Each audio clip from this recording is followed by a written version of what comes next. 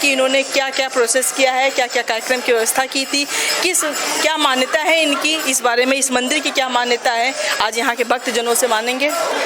जी बताइए अपना नाम। मैं अविनाश शुक्ला, हनुमत सेवा ट्रस्ट का कोषाध्यक्ष हूँ और आज ये जो प्रोग्राम हो रहा है ये 2022 में 13 मई को भोले बाबा श्री नर्मदेश्वर महादेव जी का मंदिर बना हुआ था, उसकी स्थापना का कार्यक्रम हुआ था। उसी स्थापना के कार्यक्रम का आज तृतीय वर्ष है, जिसमें हम लोग श्री नर्मदेश्वर महादेव जी का तीसरा स्थापना दिवस मना रहे हैं। और इस स्थापना दिवस के उपलक्ष्य पर हमने 12 मई को अखंड रामायण का पाठ प्रारंभ कराया था और उसके बाद समापन हुआ। लगभग 100 से 150 लोगों ने यज्ञ हवन में आहुति प्रदान करी और सब लोगों ने अपनी अपनी सहभागिता जितना भी भंडारे में होती है तन मन धन से सब लोगों ने सहयोग किया और लगभग अभी तक 1000 लोग भंडारे में प्रसाद ग्रहण कर चुके हैं। अभी उम्मीद किया जाता है कि लगभग 8 या 9 बजे रात तक भी हमारा भंडारा चलेगा और जिसमें हम लोग बूंदी, केला, शरबत और पूरी सब्जी का प्रसाद वितरण करा रहे हैं।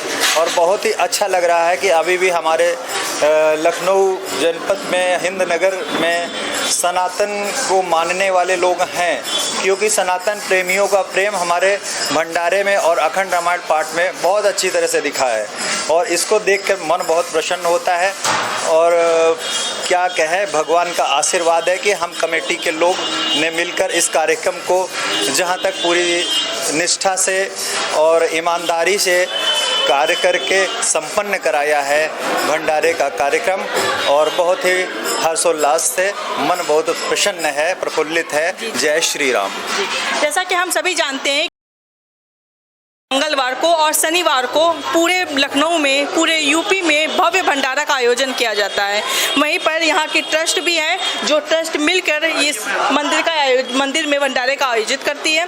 जी बताइए सर, आप बताइए। जी बताएं।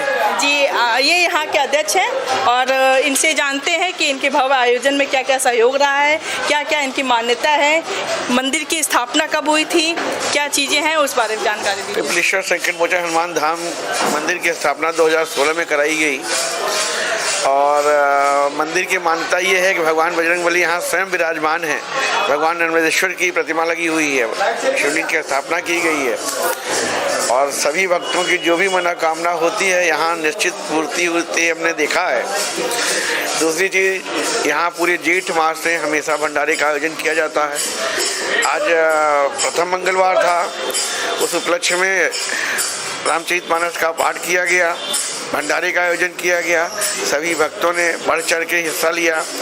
हमारे अविनाश शुक्ला जी ने विशेष रूप से तन मन धन से हर तरीके से लगे रहे और बहुत निष्ठा और आस्था के साथ इन्होंने इस भंडारे में अपना योगदान दिया।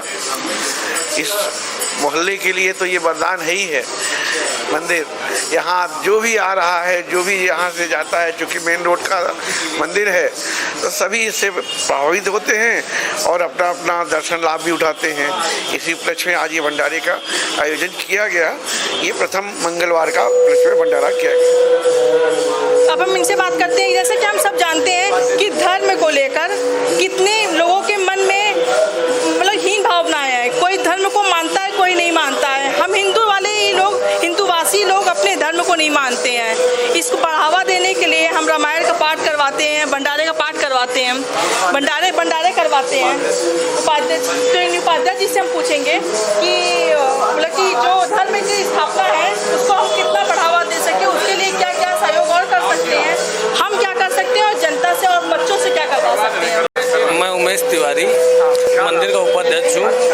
2016 में 29 मई को पिपलेश्वर संकट मोचन हनुमान मंदिर की स्थापना हुई और प्रत्येक शनिवार को कोविड काल में भी हम लोग भंडारा कराते रहे यहाँ पे। और बाबा की ऐसी कृपा है कि यहाँ पे आने के बाद हर आदमी की पूर्ण मनोकामना पूरी होती है जो है। और सब लोग यहाँ पे शांति से, हम लोग सनातन धर्म के मानने वाले हैं और सुबह 7:30 बजे आरती का समय होता है और शाम को 7:30 बजे आरती का प्रतिदिन का यही कार्य होता है जो है।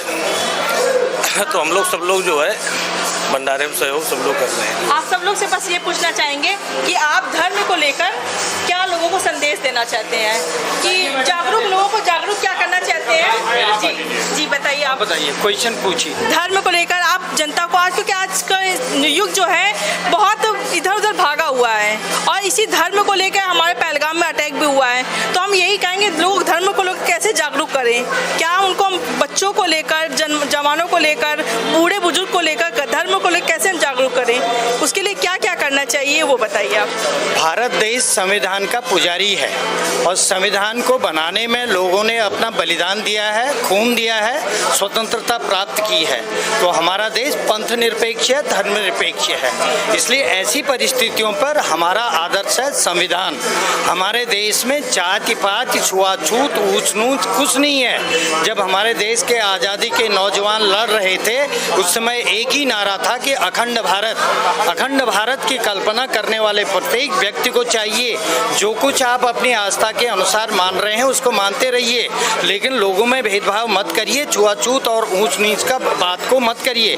इसलिए हम अखंड भारत चाहते हैं, हम एक भारत चाहते हैं, हम जाति पात को दूर करना चाहते हैं। हमारा एक धर्म होता है राजधर्म और हम पंथ निरपेक्ष देश के निवासी हैं। हम उस देश के निवासी हैं जिस देश में गंगा भी बहती है। हम उस देश के निवासी हैं जिसमें मस्जिद भी अपना काम करता है, जहां गुरुद्वारा भी अपना काम करता है। और हम उस देश के निवासी हैं जिसको सोने की चिड़िया कहते थे। हम उस देश के निवासी हैं जहां के मंदिरों में सोना भरा पड़ा रहता था। इसलिए ये छुआछूत और ऊंच नीच और जात पात और धर्म, ये धर्म अपनी आस्था के लिए होता है, दूसरों को बांटने के लिए नहीं होता है। इसलिए हमें संविधान के पुजारी के रूप में संविधान को मानना चाहिए और संविधान के ही प्रतीक के रूप में हम भारत में अखंड भारत का निर्माण कर सकते हैं।